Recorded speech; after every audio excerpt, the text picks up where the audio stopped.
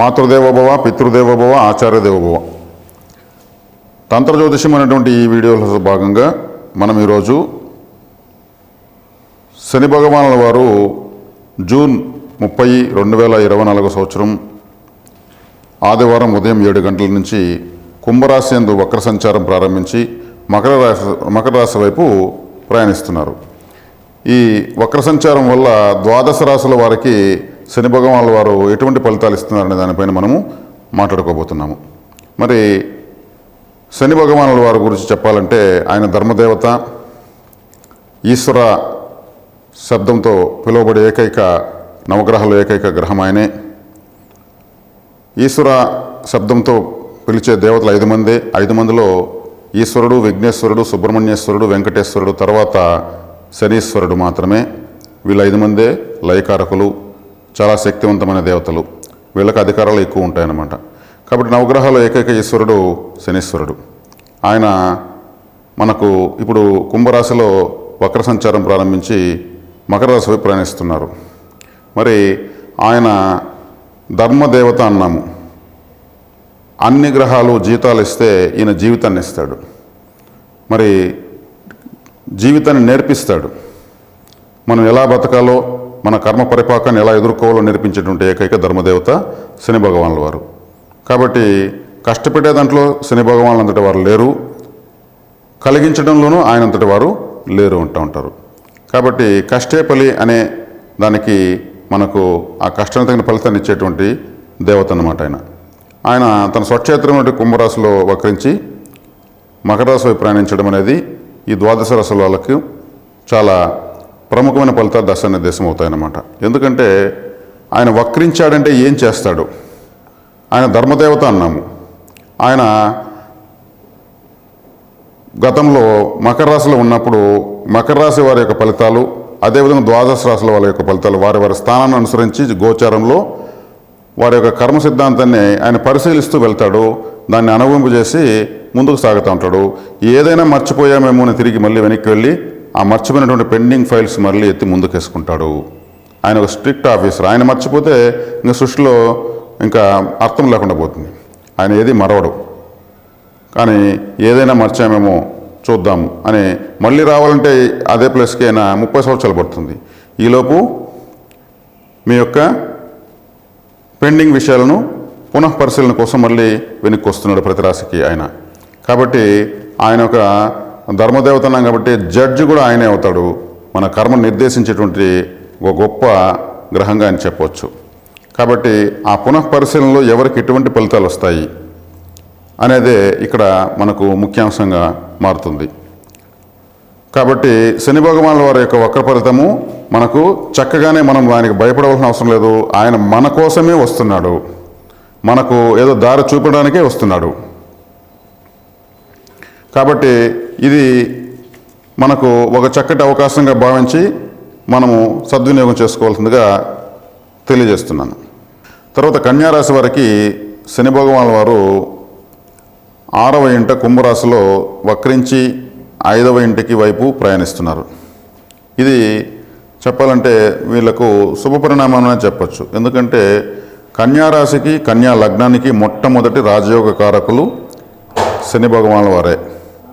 ఆయన తన స్వక్షేత్రంలో 6వ ఇంట దిగ్బలాన్ని పొంది చక్కగా కన్యారాశి వారిని జీవితంలో పైకి వారి వారి వయసు రీత్యా వారికి ఏ వయసులో ఎవరికి ఏం కావాలో ఇస్తూ వెళ్తున్నాడు. ఆయన తిరిగి మళ్ళీ పంచమ స్థానం వైపు, అంటే మీ యొక్క ప్రేమాభిమానాలు, సంతానము, కులదేవత, అదృష్టము, పూర్వపుణ్యము అనేటువంటి స్థానాల వైపు వస్తున్నాడంటే వాటన్నిటిలో గతంలో మీకు ఇవ్వకుండా కొన్ని ఆగిపోయి ఉంటే వాటన్నిటిని ప్రసాదించడానికి మాత్రమే ఆయన వస్తున్నాడు. కన్యారాశి వారు, కన్యా లగ్నం వారంటే శని భగవానుల వారికి చాలా చాలా ఇష్టము. ఆయనే మొట్టమొదటి రాజయోగ కారకుడు. ఆయన మళ్ళీ వస్తున్నాడంటే మీకు అడిషనల్ బెనిఫిట్. అదేదో ఫెస్టివల్కి ఆఫర్, ధమాకా ఆఫర్ అంటూ ఉంటారు. అలా కన్యారాశి వారికి ఒక మంచి శుభవార్తలు ఎక్కువ వింటారని చెప్పచ్చు. ఎందుకంటే మకర రాశి స్వస్థానమే, కుంభరాశి స్వస్థానమే. పంచమ స్థానం అన్నంత మాత్రాన ఆయన దుస్థానం అయితే ఏం కాదు, కోణమే. కోణాధిపతి కాబట్టి కన్యారాశికి ఆయన రాజయోగ కారకుడయ్యాడు. కాబట్టి ఈ సమయాన్ని మీరు విశేషంగా ఉపయోగించుకోవచ్చు. ఇది ఒక అదృష్టంగా భావించవచ్చు, ఒక బహుమానంగా భావించవచ్చు. ఇలా ఇప్పుడు ఈయన వెళ్ళి 4 నెలల తర్వాత వెళ్ళాడంటే అతను మీనరాశిలోకి సప్తమంలోకి వెళ్ళిపోతాడు. ఇంకా 30 సంవత్సరాలు కానీ రాడు ఇంకా ఇక్కడికి మకర కుంభరాశిలోకి. కాబట్టి మీకు అదృష్టంగా భావించవచ్చు. ఈ సమయాన్ని చక్కగా ఉపయోగించుకోండి. జీవితాంతం గుర్తుండిపోయేటువంటి ఫలితాలను ఇచ్చేటువంటి ఏకైక గ్రహం శని భగవానుడు మాత్రం. అది కష్టమైనా సరే, లాభమైనా సరే, నష్టమైనా సరే కన్యారాశి వాళ్లకు చక్కటి అవకాశం, సువర్ణ అవకాశంగా మాత్రం ఈ కుంభ శని వక్రించి ఉండడం ఉన్న సమయంగా చెప్పవచ్చు. వాళ్ళ యొక్క పిల్లల యొక్క అభివృద్ధి చక్కగా ఉంటుంది. సంతాన స్థానం కాబట్టి ఆ స్థానం అంటే సంతాన మీ పిల్లలు లేని వారికి పిల్లలు పుట్టడము, శుభవార్తలు వింటారు. పిల్లలు ఉన్న వాళ్ళు చక్కగా చదువుతారు. మంచి ఉత్తీర్ణత సాధించడంతో పాటు గొప్ప బహుమానాలు, అవార్డులు ఇవన్నీ తీసుకునే అవకాశం ఉంటుంది. మీ కులదేవత అనుగ్రహము మీకు మళ్ళీ రెట్టించి మీకు లభిస్తామని ఆశించవచ్చు. ఎవరైనా ప్రేమలు ఉన్నటువంటి వాళ్ళు కూడా మీ యొక్క ప్రేమలు సక్సెస్ అయ్యేదానికి అవకాశం ఎక్కువగా ఉంది. మీకు ఈ ప్రేమ వివాహాలు చేసుకునే వాళ్ళకి కూడా ఇది ఒక మంచి సమయంగా చెప్పవచ్చు. ఇప్పుడు నేను చెప్తున్నటువంటి ఈ కారకాలు, ఈ విషయాలు ఉన్న వాళ్ళందరూ కూడా వీటిని చక్కగా సద్వినియోగం చేసుకుంటే మీకు జీవితాంతం మంచి మధుర ఫలాలను మీరు అనుభవించవచ్చని మాత్రం ఖచ్చితంగా చెప్పవచ్చు. శని భగవానుల వారు ఆయన మనకు అనుగ్రహించాలంటే పరిహారాల వైపు పరుగులు తీస్తూ ఉంటారు ప్రపంచమంతా. మరి తైలాభిషేకాలకు, మరి ఇంకెక్కడో గొప్ప గొప్ప శని భగవాన్ యొక్క క్షేత్రాలకు వెళ్ళి దర్శించుకొని ఆరాధించి చేస్తూ ఉంటారు. ఆయన ఎన్నో బాధలు చెప్పుకుంటూనే ఉంటారు. ఆయన తైలాభిషేకాలకు, నమస్కారాలకు ఇంకా దేనికైనా లొంగడు, ఖచ్చితంగా లొంగడు. మనము ఆశ కొద్దీ మనం చేస్తూ ఉంటాము. ఆయన లొంగేది ఒక క్రమశిక్షణకు, నియమ నిబద్ధతలకు, బాధ్యతలకు గలవారికి, అదేవిధంగా తల్లిదండ్రుల యొక్క సేవ, గురువుల సేవ చేసేవారికి మాత్రమే ఆయన లొంగుతాడు. మరి మనకు అవన్నీ వాటితో పాటు ఇంకొన్ని పరిహారాలు ఆయన ఏ పరిహారానికి ఆయన మనకు అనుగ్రహిస్తాడంటే శని భగవానునికి సంబంధించినటువంటి తత్సంబంధమైనటువంటి జీవకారకులు కొంతమంది ఉంటారు. వాళ్ళు ఎవరంటే చెప్పులు కుట్టేవాళ్ళు శనిగ్రహ స్వరూపమే, పడవ నడిపేవాళ్ళు శనిగ్రహ స్వరూపమే, పడవ తయారు చేసేటువంటి వాళ్ళు శనిగ్రహ స్వరూపమే. అదేవిధంగా మనకు మున్సిపల్ కార్మికులు వాళ్ళు ఊడుస్తూ ఉంటారు. ఆయన యొక్క ఆయుధము చీపురు కట్ట. ఆ చీపురు పట్టారంటే ఆయన యొక్క అనుగ్రహంతోనే వాళ్ళు ఆ వృత్తిలో ఉంటారు.